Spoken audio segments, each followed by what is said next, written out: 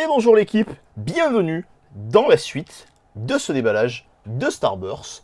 On a commencé ça donc avec la vidéo précédente, vous avez vu qu'il y a une dingue de l'espace qui est tombée, une des meilleures cartes de l'extension qui est tombée, donc dès la première ouverture, au 5e booster de celle-ci. Je vous dis, j'ai toujours du bol quand je tire, parce que souvent ça tombe soit sur la dernière vidéo, soit en fin de vidéo, donc c'est plutôt cool. On déballe direct. Je continue de vous expliquer certaines, enfin de vous proposer certaines choses. Je tourne en 4K 24 FPS comme la vidéo précédente. Comme toutes les vidéos, normalement, à partir de maintenant, je fais plus d'entorse à tout ça. J'ai réussi à faire pas mal de place dans le téléphone, donc on est bien. Le son est toujours aussi qualitatif, vous me l'avez dit, et c'est très agréable, je vous remercie pour ça. Vous le savez, je déballe du japonais parce que les cartes japonaises sont mieux finies, parce que je m'y retrouve énormément. Là, on a Kawaii, on reconnaît son style. Là, on a Caracle par Shinji Kanda. Caracle par Shinji Kanda. Et là, on a Nakai qui nous propose ce petit Pokémon. Là, on a Musteboué par Kodoma. Et là, on va avoir une arène en ruine par Kato.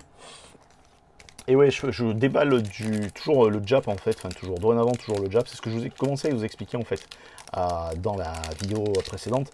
Parce qu'en fait, vous avez été pas mal à me demander pourquoi en fait, et parce que vous trouviez que les cartes françaises, elles étaient vraiment bien, enfin que c'était vraiment sympa et tout. Je comprends en fait, mais moi je collectionne tout simplement. Donc je ne suis pas là pour jouer avec les cartes. Je fais ma collection de cartes et j'ai envie d'envoyer en gradation certaines cartes. Et tant qu'à faire, avoir des notes intéressantes, pardon, et donc des belles notes sur des belles cartes, c'est plutôt cool. Là, on a Tanaka. Donc du coup, c'est vrai que je préfère déballer, enfin envoyer à la déballe mes cartes japonaises. Kizuki. Là, on a l'évolution, c'est Farfuré, je crois, ou c'est son évolution. Et du coup, je préfère donc dépenser de l'argent dans des cartes. Alors là, on a une rare et on a un petit Corboss V, magnifique. Très très belle carte que je n'ai pas en français si je ne m'abuse. Hop là, on va se la mettre ici. Et donc, au prix des displays japonaises, à la fréquence de leur sortie et à la qualité des cartes, honnêtement, et puis au taux de drop aussi, parce que j'ai envie d'avoir des belles cartes. Et j'ai pas de bol, vous le voyez. Hein, là, ça fait un moment que j'ai pas de bol. Habituellement, je suis pas un malchanceux pour le tirage des cartes, hein, en fonction des circonstances, tout ça et tout. C'est pas forcément vrai, mais pour le tirage des cartes, de manière générale, je suis pas un malchanceux. Mais là, c'est vrai que, ben, c'est quoi, c'est Shinshidou, non ça? Ben là, du coup, donc on est par Nishida. Et je vous dis, moi, ce qui m'intéresse surtout, c'est le taux de drop, voilà, qui est super intéressant. C'est pour ça, donc là, on a Electek de Okacheke. Je ne me rappelle plus par Unemoto. J'allais dire une connerie. Par Sato. Et là, on a Ryo Ueda qui nous propose celui-ci. Là, on est bon.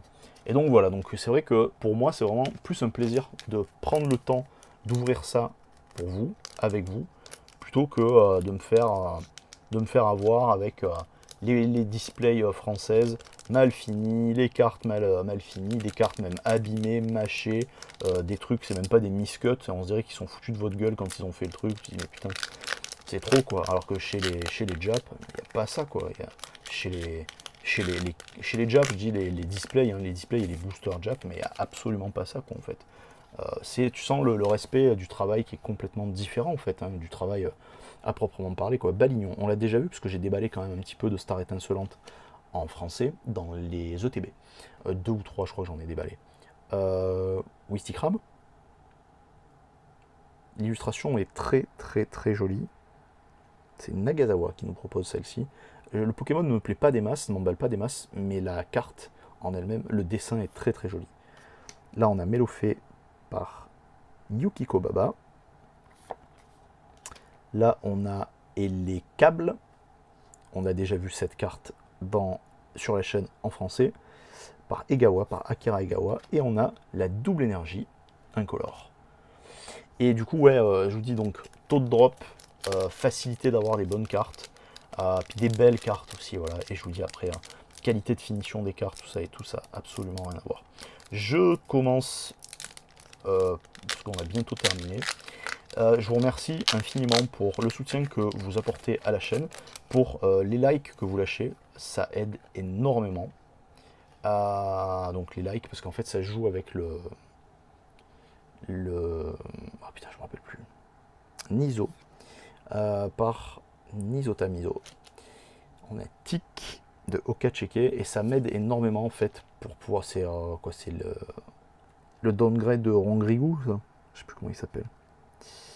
Par Kato. Et en fait, donc ça m'aide de ouf. Hop, hop, hop. Allez, on a une Vestar. Yes! Yes! Pas fait durer le suspense très longtemps, mais c'est pas grave. C'est ma deuxième. C'est ma première que je tire. La première que j'ai eue, je l'ai achetée. Et du coup, c'est la deuxième que j'ai. Merde, ça. Une dinguerie. Une dinguerie. T'arrives à la fin de la vidéo. Tu sais que sur la vidéo précédente, j'ai eu aussi un Dracofeu. 2 vidéos, 2 Dracofeu. Je crois que si ça continue, ça va être la display des dieux, ça. Et ouais, ça aide vachement la chaîne, en fait, de pouvoir tirer vers le haut la chaîne. Parce que les abonnements, ça compte. Les commentaires, ça compte. Les pouces, ça compte. Parce qu'en fait, j'ai envie de focaliser, de centraliser tout ici. C'est pas forcément de supprimer Insta, mais c'est plutôt d'éviter Twitter, d'éviter Discord, tout ça. Enfin, d'éviter Discord. Discord, c'est devenu un indispensable.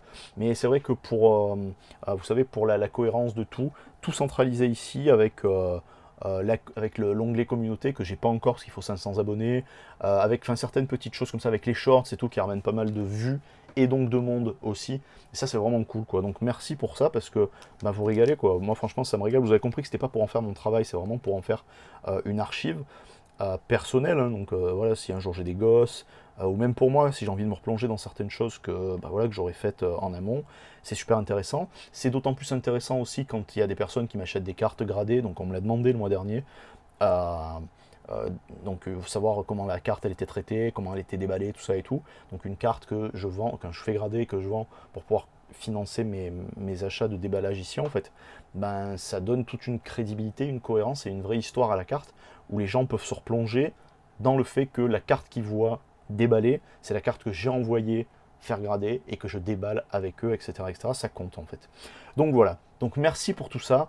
Je sais que c'est un long laïus pour terminer, mais en même temps, on a terminé par un drac Vestar.